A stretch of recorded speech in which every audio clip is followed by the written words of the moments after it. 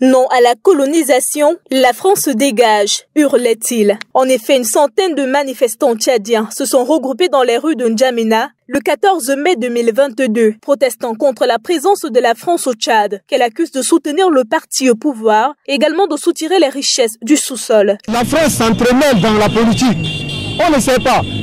Maintenant, tout l'espace tchadien est occupé par l'armée française. L'armée française se préoccupe de la richesse du sous-sol du Tchad et non du bien-être du peuple tchadien. Au moins 2 drapeaux français ont été brûlés et plusieurs stations-service Total vandalisées en arrachant des pompes et en emportant certains produits exposés. Il y a un peu plus d'1 an, le 20 avril 2021, l'armée avait annoncé que le président tchadien Idriss Déby Itno avait été tué au front contre une énième rébellion après 30 ans de pouvoir autoritaire. Le même jour, son fils, Mahamad Idriss Déby Itno, avait été proclamé par l'armée président de la transition. À la tête d'une junte composée de 15 généraux, ce dernier promettait des élections libres et démocratiques après une transition de 18 mois, au terme d'un dialogue avec les oppositions politiques et armées. Une démocratie qui peine à être réalisée, protégeant ainsi certains intérêts. Le Tchad est dans une transition.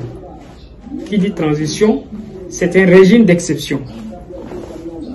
Les défis sont nombreux et les militaires sont en train de solutionner tous ces problèmes. Ils se heurtent cependant à des difficultés, notamment la date du tenue du dialogue.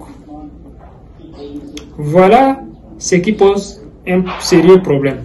Alors que la France fait face à de nombreuses difficultés dans plusieurs pays d'Afrique ces derniers mois, le Tchad à son tour tient également à rétablir l'ordre au sein de son gouvernement. Pensez-vous que la fin du règne de la France en Afrique est proche? Oui, madame.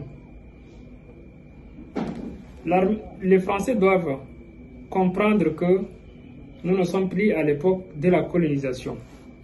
L'homme africain est déjà émancipé.